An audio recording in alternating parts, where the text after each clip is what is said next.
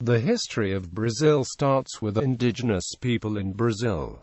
Europeans arrived in Brazil at the opening of the 16th century. The first European to colonize Brazil was Pedro Álvares Cabral on April 22, 1500, under the sponsorship of the Kingdom of Portugal. For the 16th to the early 19th century, Brazil was a colony and a part of the Portuguese Empire. The country expanded south along the coast and west along the Amazon and other inland rivers from the original 15 donatory captaincy colonies, established on the northeast Atlantic coast east of the Tordesillas Line of 1494 that divided the Portuguese domain to the east from the Spanish domain to the west. The country's borders were only finalized in the early 20th century. On September 7, 1822, the country declared its independence from Portugal and became Empire of Brazil. A military coup in 1889 established the first Brazilian republic.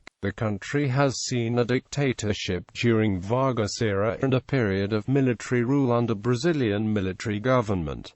Pre-colonial history. When Portuguese explorers arrived in Brazil, the region was inhabited by hundreds of different types of Jiquibu tribes, the earliest going back at least 10,000 years in the highlands of Minas Gerais. The dating of the origins of the first inhabitants, who were called Indians by the Portuguese, is still a matter of dispute among archaeologists. The earliest pottery ever found in the Western Hemisphere, radiocarbon dated 8,000 years old, has been excavated in the Amazon basin of Brazil, near Santarém, providing evidence to overturn the assumption that the tropical forest region was too poor in resources to have supported a complex prehistoric culture. The current most widely accepted view of anthropologists, linguists and geneticists is that the early tribes were part of the first wave of migrant hunters who came into the Americas from Asia, either by land, across the Bering Strait, or by coastal sea routes along the Pacific, or both. The Andes and the mountain ranges of North and South America created a rather sharp cultural boundary between the settled agrarian civilizations of the West Coast and the semi-nomadic tribes of the East, who never developed written records or permanent monumental architecture. For this reason, very little is known about the history of Brazil before 1500. Archaeological remains indicate a complex pattern of regional cultural developments, internal migrations, and occasional large state-like federations. At the time of European discovery, the territory of current-day Brazil had as many as 2,000 tribes. The indigenous peoples were traditionally mostly semi-nomadic tribes who subsisted on hunting, fishing, gathering, and migrant agriculture. When the Portuguese arrived in 1500, the natives were living mainly on the coast and along the banks of major rivers. Initially, the Europeans saw the natives as noble savages, and Europeans began having children with the native people right away. Tribal warfare, cannibalism and the pursuit of Brazil wood for its treasured red dye convinced the Portuguese that they should Christianize the natives. But the Portuguese, like the Spanish in the South American possessions, had unknowingly brought diseases with them, against which many natives were helpless due to lack of immunity. Measles, smallpox, tuberculosis, gonorrhea, and influenza killed tens of thousands of indigenous people. The diseases spread quickly along the indigenous trade routes, and whole tribes were likely annihilated without ever coming in direct contact with Europeans. Beginnings of Brazil. There are several theories regarding who was the first European to set foot on the land now called Brazil. Besides the widely accepted view of Cabral's discovery, some defend that it was Duarte Pacheco Pereira between November and December of 1498, and some others say that it was first discovered by Vicente Yanez Pinzon, a Spanish navigator who had accompanied Columbus in his first voyage of discovery to the Americas, having supposedly arrived in today's Pernambuco region on the 26th of January 1500 but was unable to claim the land because of the Treaty of Tordesillas. In April 1500, Brazil was claimed for Portugal on the arrival of the Portuguese fleet commanded by Pedro Alvarez Cabral. The Portuguese encountered stone-using natives divided into several tribes, many of whom shared the same Tupi-Guarani language family, and fought among themselves. After European arrival, the land's major export was a tree the traders and colonists called pau-Brasil, or Brazil wood, from whence the country got its name. A large tree whose trunk yields a prized red dye, and which was nearly wiped out as a result of overexploitation. Until 1529, Portugal had very little interest in Brazil, mainly due to the high profits gained through commerce with India, China, and the East Indies. This lack of interest allowed traders, pirates, and privateers of several countries to poach profitable Brazil wood in lands claimed by Portugal. So the Portuguese crown devised a system to effectively occupy Brazil without paying the costs. Through the Hereditary Captaincies system, Brazil was divided into strips of land that were donated to Portuguese noblemen, who were in turn responsible for the occupation and administration of the land and answered to the king. The system was a failure. Only 4 lots were successfully occupied: Pernambuco,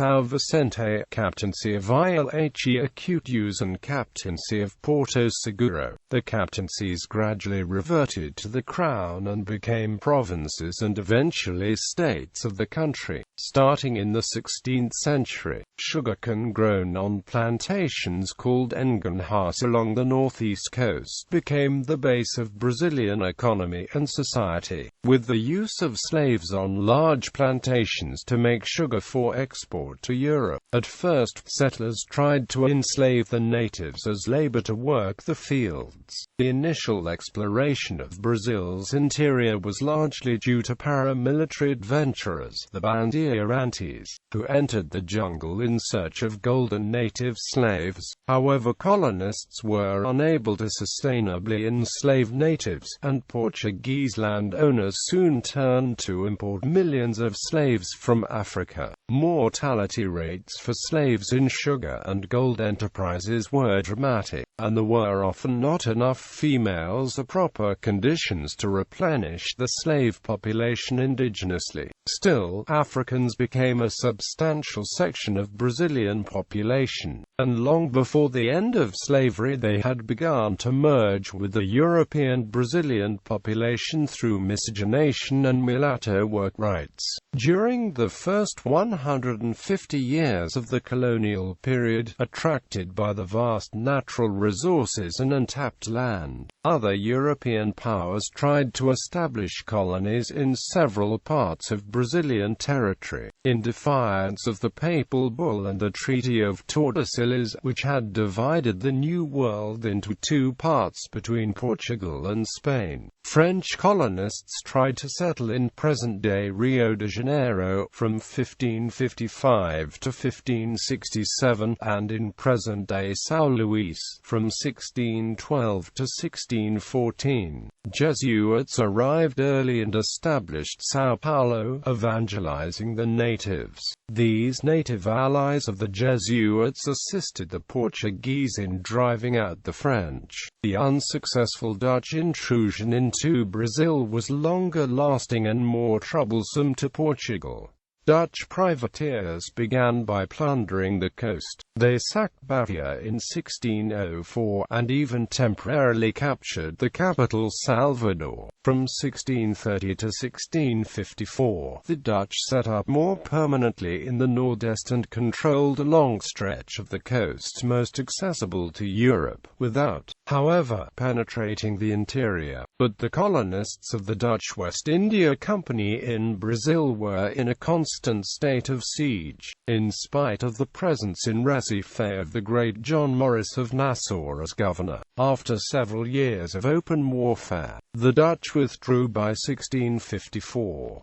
Little French and Dutch cultural and ethnic influences remained of these failed attempts. Gold rush. The discovery of gold in the early 18th century was met with great enthusiasm by Portugal, which had an economy in disarray following years of wars against Spain and the Netherlands. A gold rush quickly ensued, with people from other parts of the colony and Portugal flooding the region in the first half of the 18th century. The large portion of the Brazilian inland where gold was extracted became known as the Minas Gerais. Gold mining in this area became the main economic activity of colonial Brazil during the 18th century. In Portugal, the gold was mainly used to pay for industrialized goods obtained from countries like England and, especially during the reign of King John V, to build magnificent Baroque monuments like the Convent of Mafra. In addition, diamond deposits were also found in 1729 around the village of Tijuco, now Diamantina. Minas Gerais was the gold mining center of Brazil during the 18th century.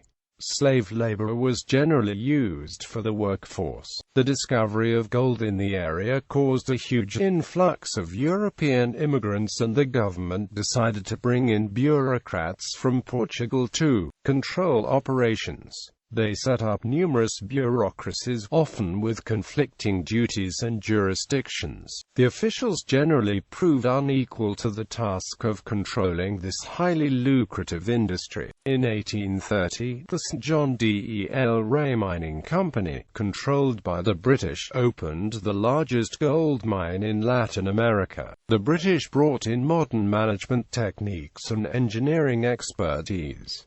Located in Nova Lima, the mine produced ore for 125 years. The Kingdom and Empire of Brazil. Brazil was one of only 3 modern states in the Americas to have its own indigenous monarchy, for a period of almost 90 years. In 1808, the Portuguese court, fleeing from Napoleon's invasion of Portugal during the Peninsular War in a large fleet escorted by British men of war, moved the government apparatus to its then colony, Brazil, establishing themselves in the city of Rio de Janeiro. Further, the Portuguese king ruled his huge empire for 15 years, and there he would have remained for the rest of his life if it were not for the turmoil aroused in Portugal due, among other reasons, to his long stay in Brazil after the end of Napoleon's reign. In 1815, the king vested Brazil with the dignity of a united kingdom with Portugal and Algarves. When King João VI of Portugal left Brazil to return to Portugal in 1821, his elder son, Pedro, stayed in his stead as regent of Brazil. 1 year later, Pedro stated the reasons for the secession of Brazil from Portugal and led the Independence War, instituted a constitutional monarchy in Brazil, assuming its head as Emperor Pedro I of Brazil, also known as Dom Pedro I, after his abdication in 1831 for political incompatibilities. He left for Portugal, leaving behind his 5-year-old son as Emperor Pedro II, which left the country ruled by regents between 1831 and 1840. This period was beset by rebellions of various motivations, such as the Sabinada, the Ragamuffin War, the Male Revolt, Cabanagem and Balayada, among others. After this period, Pedro II was declared of age and assumed his full prerogatives. Pedro II started a more or less parliamentary reign which lasted until 1889, when he was ousted by coup d'état which instituted the Republic in Brazil. Externally, apart from the Independence War, stood out decades of pressure from the United Kingdom for the country to end its participation in the Atlantic slave trade. and the wars fought in the region of La Plata River, the Cisplatin War, the Platin War, the Uruguayan War and the Paraguayan War. This last war against Paraguay also was the bloodiest and most expensive in South American history, after which the country entered a period that continues to the present day, averse to external political and military interventions.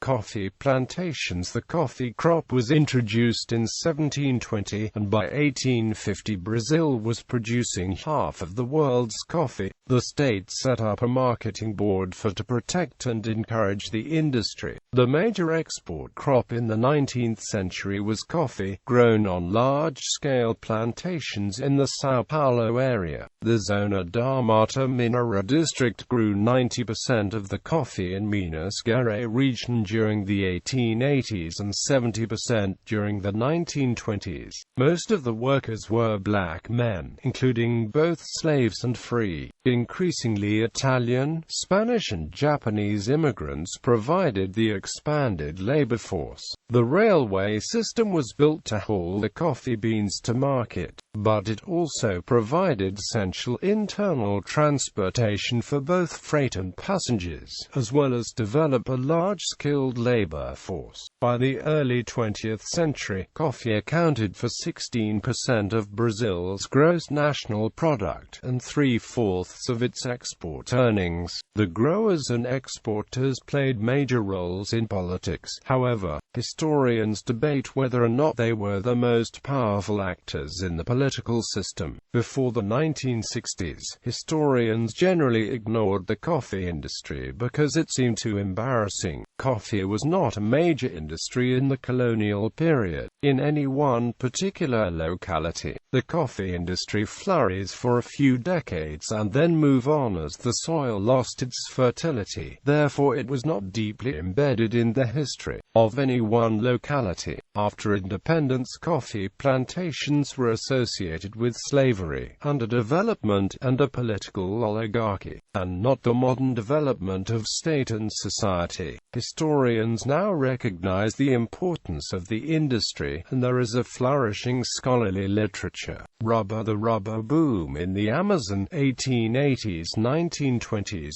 radically reshaped the Amazonian economy. For example, it turned the remote poor jungle village of Manaus into a rich, sophisticated, progressive urban center, with a cosmopolitan population that patronized the theater, literary societies, and luxury stores, and supported good schools. In general, key characteristics of the rubber boom included the dispersed plantations, and a durable form of organization, yet did not respond to Asian competition.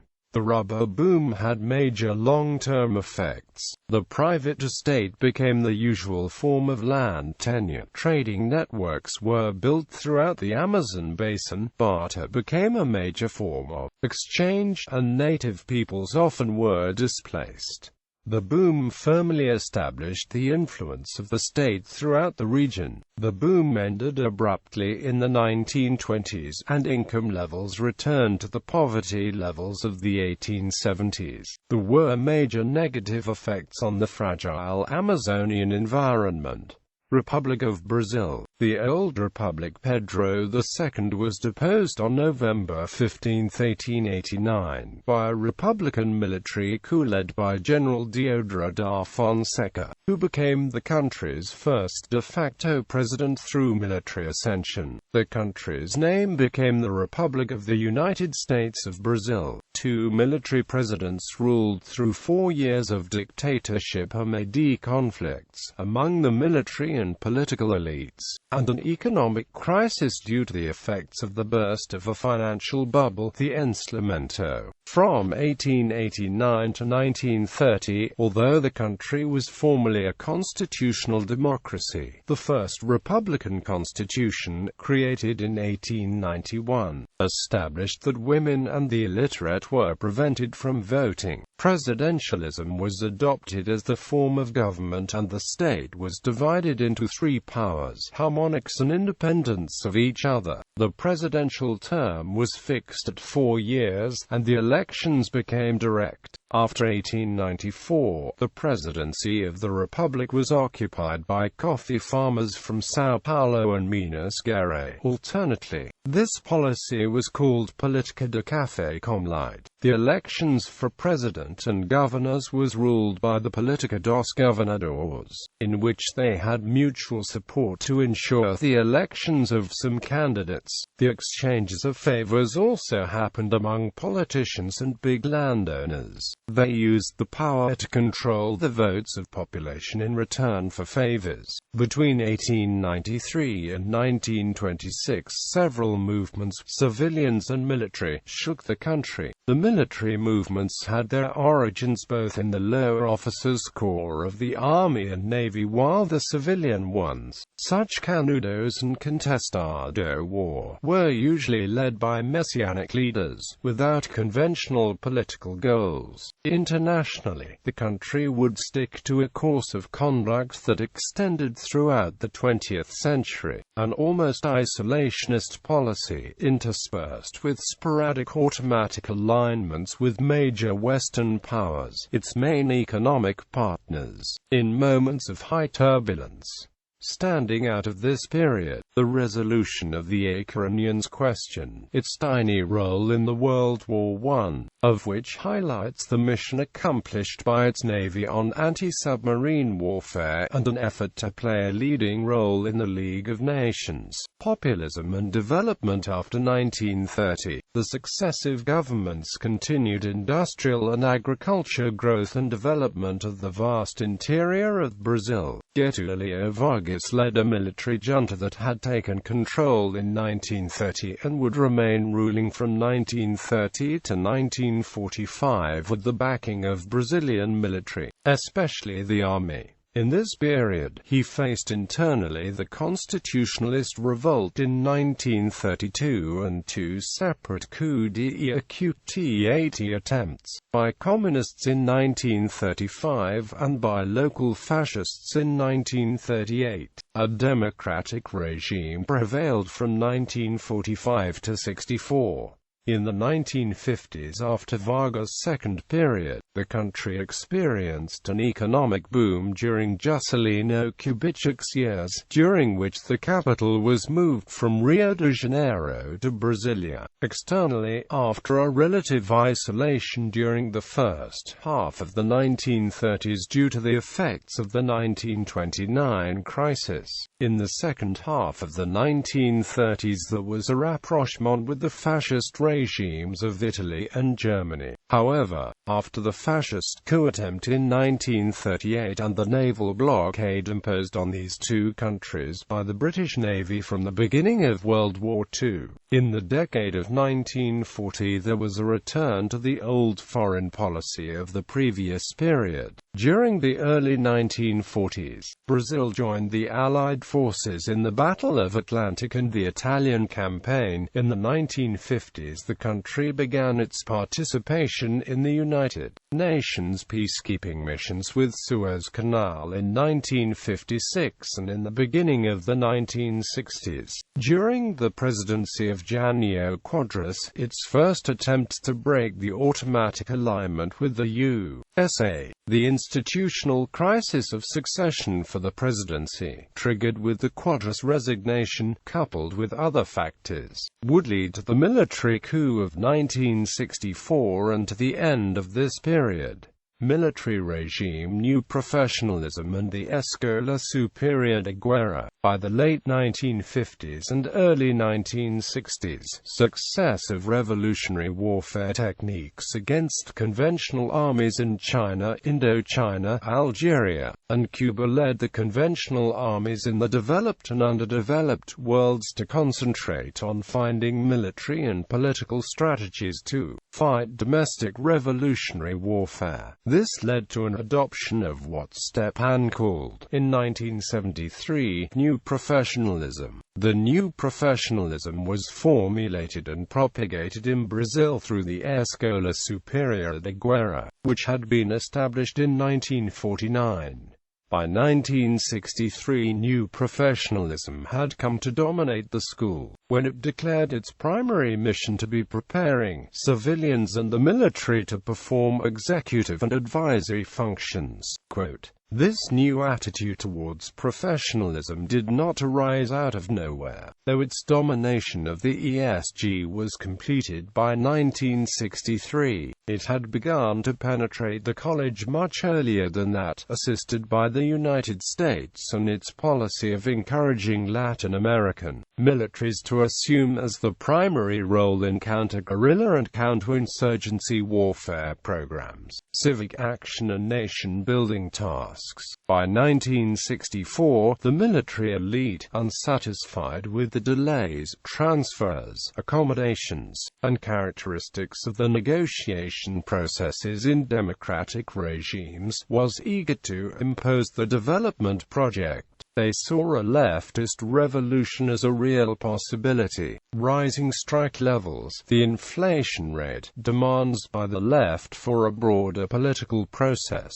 land reform, and the growing claims of the enlisted men were all seen as evidence that Brazil was facing the serious possibility of a leftist internal insurgency. Military response. By early 1964, important sections of the military had developed a consensus that intervention in the political process was necessary. Important civilian politicians, such as José de Magalhães Pinto, governor of Minas Gerais, and the United States government, likely aided in the development of this consensus. Though many in the right of the political spectrum claimed the coup was revolutionary, most historians agree that is not so. Since there was no real transition of power, military dictatorship was the fastest way to implement economic policies in the country while suppressing growing popular discontent, and the coup was thus a way for Brazil's already ruling elite to secure its power. At first, there was intense economic growth due to economic reforms, but in the later years of the dictatorship, the reforms had left the economy in shambles, with soaring inequality and national debt, and thousands of Brazilians were deported, imprisoned, tortured, or murdered.